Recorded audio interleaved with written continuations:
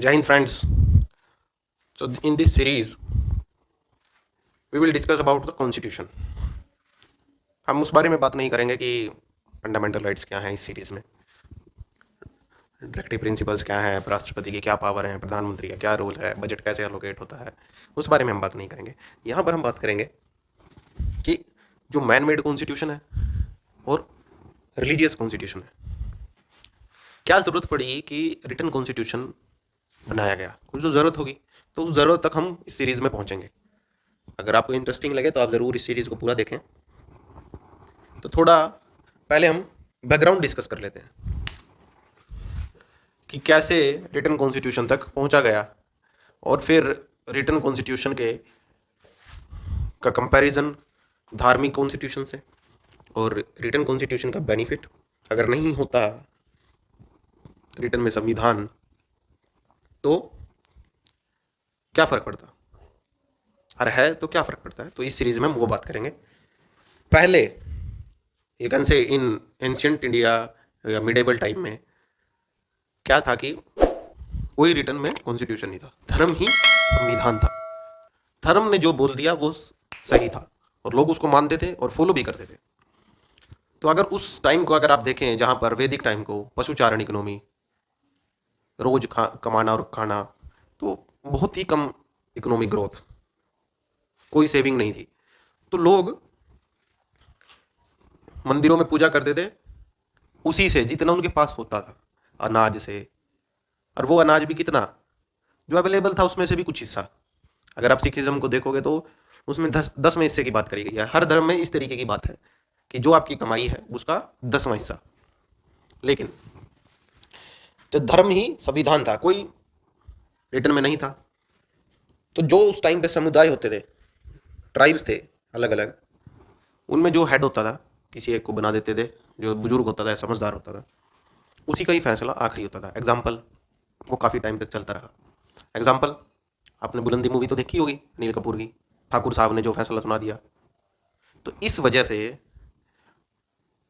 ऋषि मुनियों ने एक कमाल की चीज़ का इन्वेंशन करा, और वो चीज़ थी नैतिकता, मोरालिटी।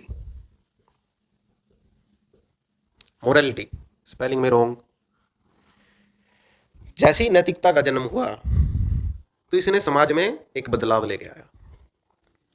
लोग बोल नैतिकता की ज़रूरत इसलिए पड़ गई क्योंकि हमारे पास रिटर्न में संविधान नहीं था और जो हेड था वो उन चीज़ों से बाध्य नहीं था, उसको ज़रूरी नहीं था कि वो चीज़ों को फॉलो करे वैसे। तो इसलिए नैतिकता का कंसेप्ट आया और नैतिकता ने लोगों को सही राह पे चलने के लिए बारे में बताया कि क्या सही है क्या गलत है, किस तरीके का डिसीजन आपने देना है। लेकिन अभी भी वो हेड बंधा हुआ नहीं है, अभी भी नैतिकता आने के बाद। लेकिन वहाँ लोग उस टाइम में लोग रियल में नैतिकता को मानते थे, तो नैतिकता का मोरालिटी काफ़ी टाइम तक चली। और जब समय बदला और राजाओं के पास राजा बनने लगे, पैसा आया, तो समय के साथ साथ मिडेवल टाइम आते हुए राजाओं में लालच आ गया और वो नैतिकता का पैमाना को भूल गए और नैतिकता धीरे धीरे धीरे धीरे खत्म हो गई। और जैसे ही ये खत्म हुई तो राज्य में विद्रोह भी देखे गए और एंशियंट टाइम में भी देखे गए। You can say Ashoka take care Takshashila. Takshashila में क्या हुआ था, विद्रोह हो गया था, तो अशोका को अपॉइंट करा गया एज अ गवर्नर। और जैसे ही वो फेल होने का कारण क्या था कि राजा से जुड़े हुए पावर के नशे में चूर आज भी होता है। देखो कंपेयर करना सर आज से, नेताओं के लड़के, अमीरों के लड़के, उनसे राजाओं से जुड़े हुए जो लोग थे, परिवार के रिश्तेदार, वो गलत काम करने लग गए। और जब उसके खिलाफ आवाज उठती थी तो राजा न्याय नहीं कर पाता था। और जैसे ही राजा ने न्याय को त्यागा, विद्रोह शुरू हुआ, नैतिकता का पैमाना टूटा और विद्रोह। आज देखिए आप, नेता के फलां नेता के लड़के ने किसी का रेप कर दिया, नशा करके गाड़ी ठोक दी, चलता है, हो रहा है। लखीमपुरी केस, क्या उसमें सच है वो बाद में पता चलेगा, लेकिन नाम तो आया सर, और गाड़ियां भी थी जुड़ी हुई नेता से। ऐसे ही एक और एग्जांपल, एंशियंट टाइम का, शेवियत ने बुद्धि ट्री को काट दिया। क्यों? क्योंकि बुद्धिज्म चैलेंज करता था उनके तौर तरीके को, तो उन्होंने काट दिया। खत्म करो इसको, बुद्धिज्म खत्म, प्रॉब्लम खत्म।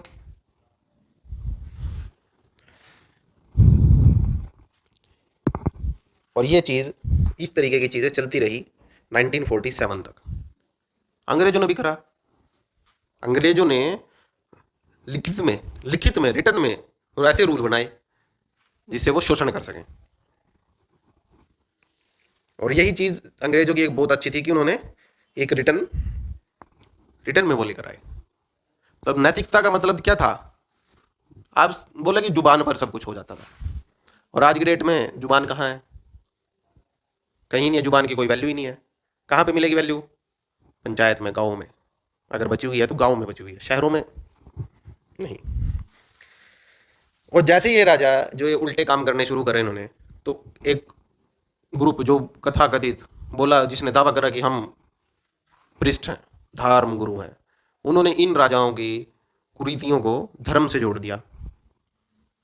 एग्जाम्पल, गजनवी मंदिर तोड़े, मोहम्मद गोरी मंदिर तोड़े, खिलजी मंदिरों को तोड़ा, लोगों को मारा, फोर्सफुली कन्वर्जन करा। क्यों? क्योंकि अपनी गलती को छिपाने के लिए। इसीलिए धर्म से जोड़ दिया, धर्म का अच्छे से इस्तेमाल करा अपने लिए। और जब ये हुआ तो एक नए धर्म का जन्म हुआ। एक धर्म था जो जिसके बारे में साधु, संत, और आप कह सकते हो कि बुद्धिजीवी वो नहीं जो आजकल आपको दिखते हैं टीवी पे, वो बुद्धिजीवी, ये लोग सचेत माइंड, कॉन्शियस माइंड। एक धर्म ये था जिसके बारे में ये लोग बात कर रहे थे। और जैसे ही ये चीजें होने लगी तो एक धर्म का जन्म और हुआ, जो कौन बात करता है जिसके बारे में बात करते हैं? राजा और अमीर आदमी। अमीर आदमी चोरी कर ले, एग्जाम्पल ललित मोदी बचा हुआ है, नीरव मोदी बचा हुआ है, मान लिया। और ये इच्छा ही नहीं है चोरी करने की, जो दे दिया भगवान ने उसी में खुश है, उसी में जीवन काट रहे हैं। तो जैसे ही, और ये धर्म तो दिखता है बाहर से, अंदर से तो करप्ट है। अमीरों का धर्म, वो बोलते हैं ना कि भगवान अमीरों को जल्दी मिलता है, गरीबों को नहीं। वो ये वाला धर्म है, अमीरों का धर्म। अमीरों के लिए अलग लाइन, मंदिर में जाओगे। और जैसे ही ब्रिटेन का उदय हुआ मुगलों के बाद, तो उन्होंने ये रिटर्न एग्रीमेंट्स जो शुरू करे, और वर्क्स को, ऐसा नहीं था कि न्याय बुक्स पहले नहीं थी, न्याय नहीं था, या पॉलिटिकल के लिए रिकॉर्ड नहीं था, पहले भी थे, लेकिन अंग्रेजों ने इस चीज़ को कंपाइल करा। वहाँ डेमोक्रेसी आज भी नहीं है, संविधान आज भी नहीं है। राजा या रानी जो चाहे वीटो पावर यूज करके ख़त्म कर सकती है रूल्स को। लेकिन वहाँ से पार्लियामेंट्री सिस्टम मिला जिसमें लोग बैठकर डिबेट करते हैं, वोटिंग होती है, बिल्स बनते हैं। तो अंग्रेजों ने एक सिस्टम वो लेकर आए, रिटर्न रिकॉर्ड्स, एग्रीमेंट राजा से लिखित में लगवा लो। उससे क्या हुआ कि उसको पूरी प्रजा के सामने दिखाया गया, देखो तुम्हारे राजा ने लिख कर दिया है। जुबान की वैल्यू नहीं रही तो हाथ की वैल्यू बनी। जुबान की वैल्यू कब थी? वैदिक टाइम में। हाथ की वैल्यू कब बनी? मॉडर्न टाइम में। जुबान की वैल्यू कब जीरो हुई? मॉडर्न टाइम में। तो हाथ की वैल्यू बनी, भाई हाथ से लिख के दिया है। इट्स लाइक दैट कि आपने युद्ध करा और आप किसी युद्ध में जीत गए। Signature, what is signature? Signature is this कि आपने एक तरीके से आप लड़ाई करते हो दूसरे स्टेट के साथ, आप कब्जा करते हो लड़कर, लेकिन यहां आपने साइन करा, वो भी एक तरीके का युद्ध है, आपने युद्ध में संधि करी। तो उसके बाद क्या हुआ कि पॉलिटिकल लॉज बने, पॉलिटिकल सिस्टम बना रिटर्न में, और लॉ एंड ऑर्डर के लिए रूल्स रेगुलेशंस बने। क्राइम के लिए डिफाइन हुआ कि भाई कोई बंदा क्या क्राइम करेगा तो उसको क्या सजा दी जाएगी। पहले क्या था? राजा की इच्छा है, इसको 100 कोड़े मार दो चोरी करने पे, कोई दूसरा है उसको बोल दिया 50 कोड़े मार दो। लेकिन यहाँ अगर आप 1 रुपये भी चुरा रहे हो तब भी आपको 1 साल की सजा, 1 करोड़ चलाया तब भी 1 साल की सजा। लेकिन वहाँ राजा की इच्छा पर डिपेंड था। तो इस वजह से जब राजा से जुड़े हुए लोगों के केस सामने आते थे तो राजा न्याय में कंजूसी करता था, जिसकी वजह से रिटन कॉन्स्टिट्यूशन की जरूरत पड़ी। सो मैन मेड और you can say the written constitution. इस वजह से रिटन कॉन्स्टिट्यूशन की हमें जरूरत पड़ी।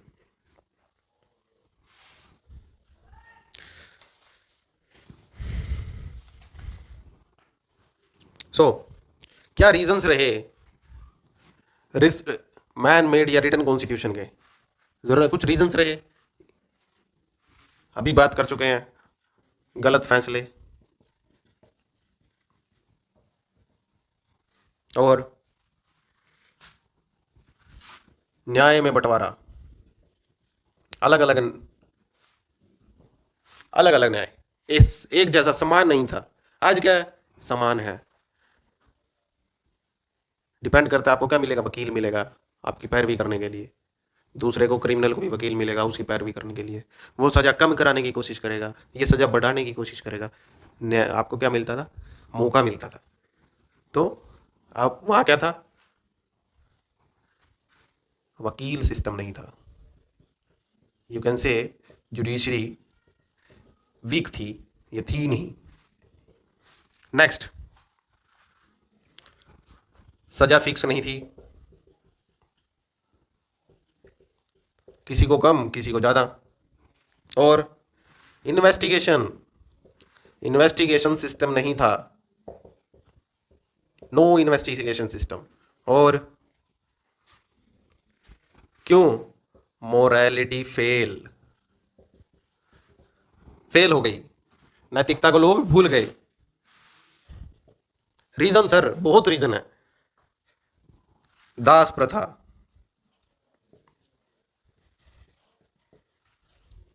और एक्सपेंशन, लड़ाई कर ली, कब्जा कर लिया, लेकिन रिटर्न में नहीं था। उसने लड़ाई कर ली तो उसने कर लिया। आज अगर आप लड़ाई करो, युद्ध हो पाकिस्तान पर और आप टेरिटरी कैप्चर कर लो, तो आपको क्या करना पड़ेगा, संविधान में बदलाव।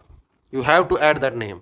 एग्जाम्पल पुडुचेरी या पुदुचेरी, चेक करो, पढ़ो किसके अंडर में था और फिर कैसे इंडिया में आया।